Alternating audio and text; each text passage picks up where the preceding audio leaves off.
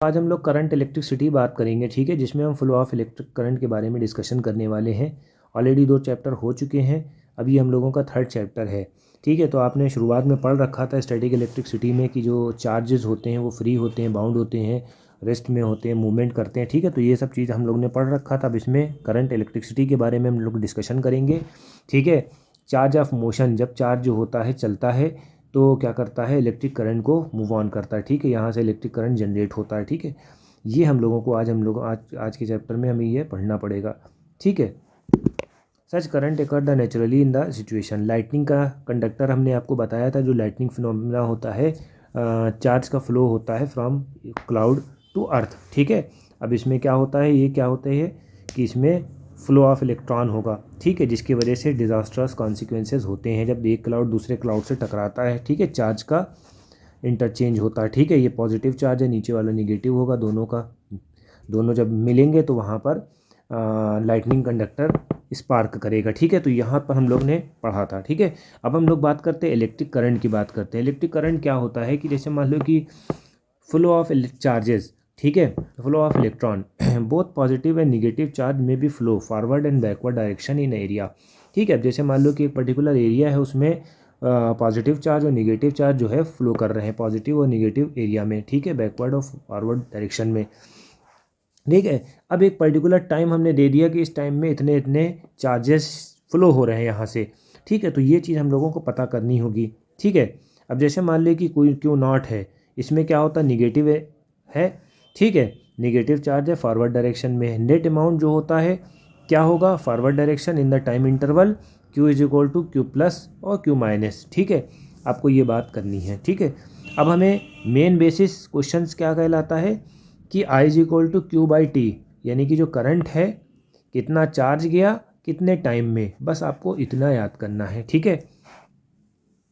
It is defined the current across the area forward direction, यानी कि यहाँ से इस कंडक्टर से इतना करंट गया है, ठीक है। करंट का मतलब यानी कि इलेक्ट्रिक करंट का मतलब यानी कि कितना चार्ज गया है कितने टाइम में, I is equal to Q by T, ठीक है। तो ये चीज़ आपको याद रखना है, ठीक है।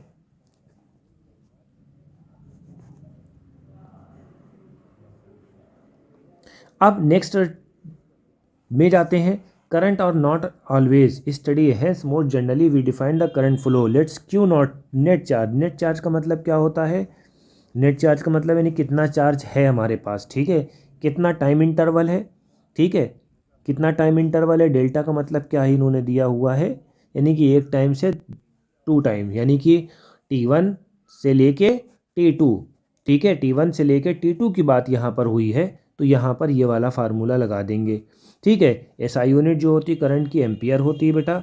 Ampere is a defined is a magnetic effect of the current that steady flow of chapter, ठीक है। Ampere is a order of magnitude of the current in domestic appliances, ठीक है। एम्पियर क्या होता है, ऑर्डर ऑफ मैग्नीट्यूड, कितनी power है, कितनी एफिशिएंसी है, ये चीज़ आपको बतानी है।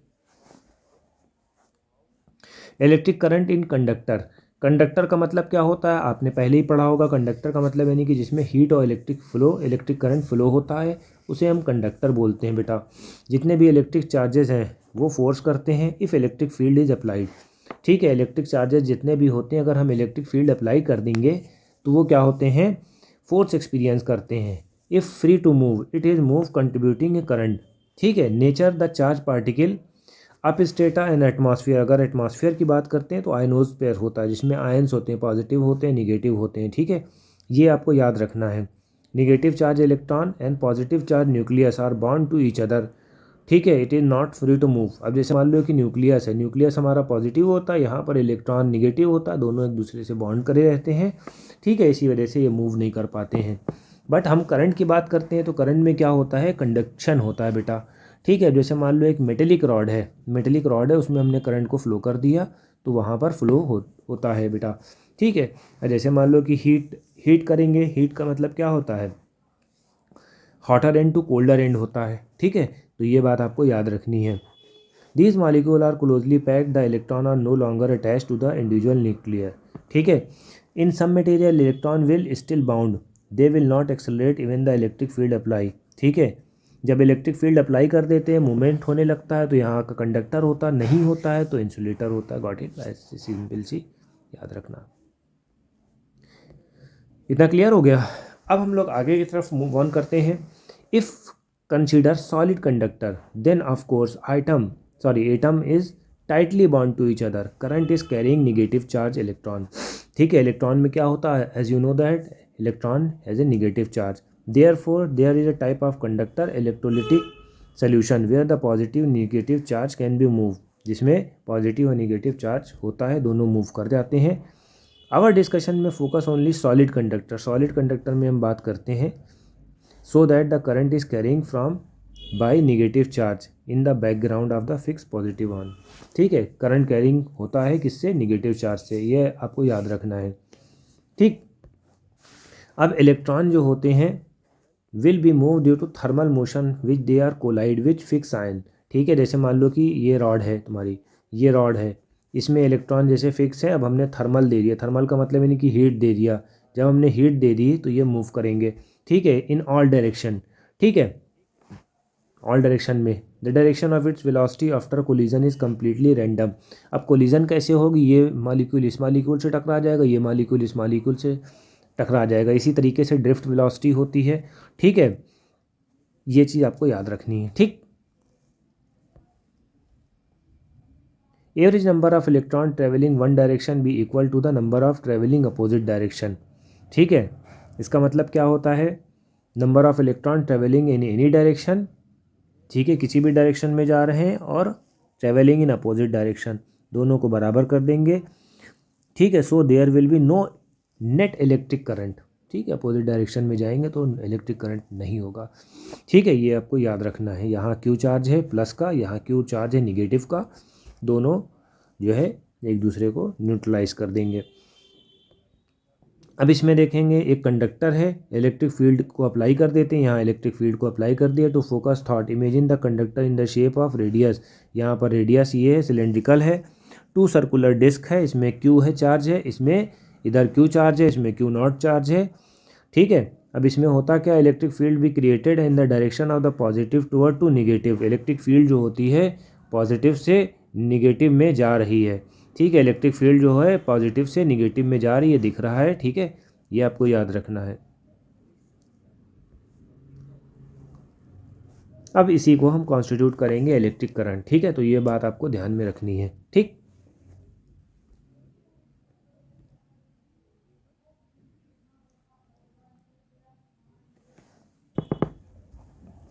तो यहाँ तक हम लोग पहुँच गए हैं। ठीक है,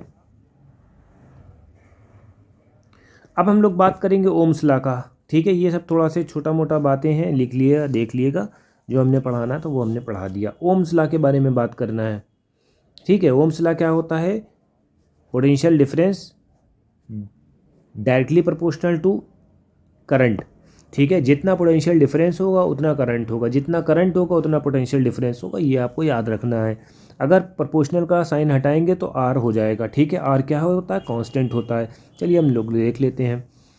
ठीक है बेटा, ये physical mechanism responsible flow of current discover करा। ठीक है, इसने ओम्स ने। ठीक है, नाम क्या है? G S Ohm's. कब की बात है? 1828 की बात है। Imagine a conductor through the current is flowing.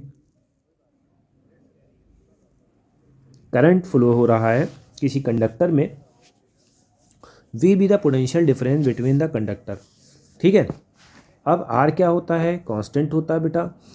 Unit जो होती है आर की रेजिस्टेंस होती है, सिंबल सीमेंस होता है बेटा। चीज़ ठीक है, ये याद रखिएगा। Resistance R is not depend upon the material of the conductor.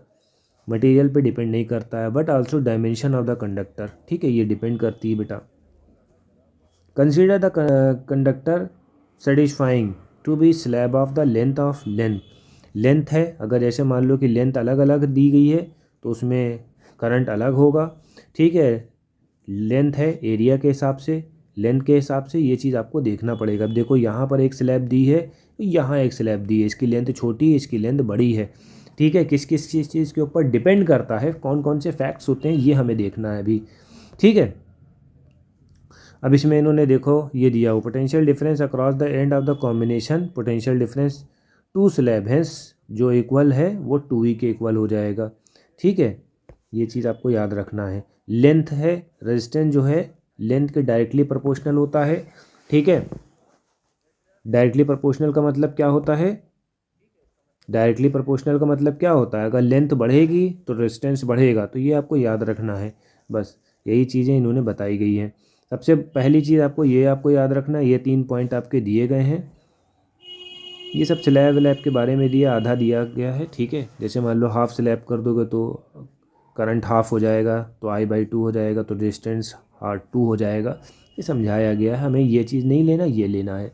ठीक है, रेजिस्टेंस जो है इन्वर्सली प्रोपोर्शनल होता है किसके? एरिया के। ठीक है, जितना एरिया कम रहेगा उतना ज़्यादा रेजिस्टेंस रहेगा। जैसे मान लो कि ये इतना एरिया है, यहाँ से करंट जा रहा है, ठीक है, तो रेजिस्टेंस कम रहेगा। अब यही पतला एरिया हो जाएगा, ठीक है, एरिया कम हो जाएगा तो रेजिस्टेंस बढ़ जाएगा। ये बात आपको याद रखनी होगी। लेंथ के डायरेक्टली प्रोपोर्शनल होता है बेटा, जितनी लेंथ रहेगी उतना रेजिस्टेंस रहेगा। और ये ये प्रोपोर्शनल का साइन हटा के ये प्रोपोर्शनलिटी का साइन लगा देंगे, इसी को हम क्या बोलते हैं? रेजिस्टिविटी बोलते हैं। ठीक है, तो PL/A हो जाएगा। ठीक है, तो ये बात आपको याद रखनी है। अगर हम V=IR की फॉर्म में रखेंगे तो I ρL/A ये हो जाएगा। ये पॉइंट आपको याद रखना है। करंट डेंसिटी को हम क्या कहते हैं? एरिया/मीटर² कहते हैं। ठीक है, ये सब बातें आपको याद रखनी है। ये सब पॉइंटर्स हैं, इसको आपको दिमाग में रखना है। ठीक है, करंट डेंसिटी का मतलब क्या होता है? J sigma. ठीक है, above the relation magnitude E, J can be vector form है। ठीक है, जो डायरेक्शन को बताता है, तो जो J सिग्मा × E होता है। ठीक है, अब सिग्मा क्या होता है? अभी रेजिस्टिविटी हमने बोला था, अब ये क्या होता है? कंडक्टिविटी होता है। तो J conductivity × intensity of electric field. तो ये आपको याद रखना है, यही आपका है। अब हम नेक्स्ट सेगमेंट में ड्रिफ्टिंग ऑफ इलेक्ट्रॉन के बारे में बात करेंगे। Thank you.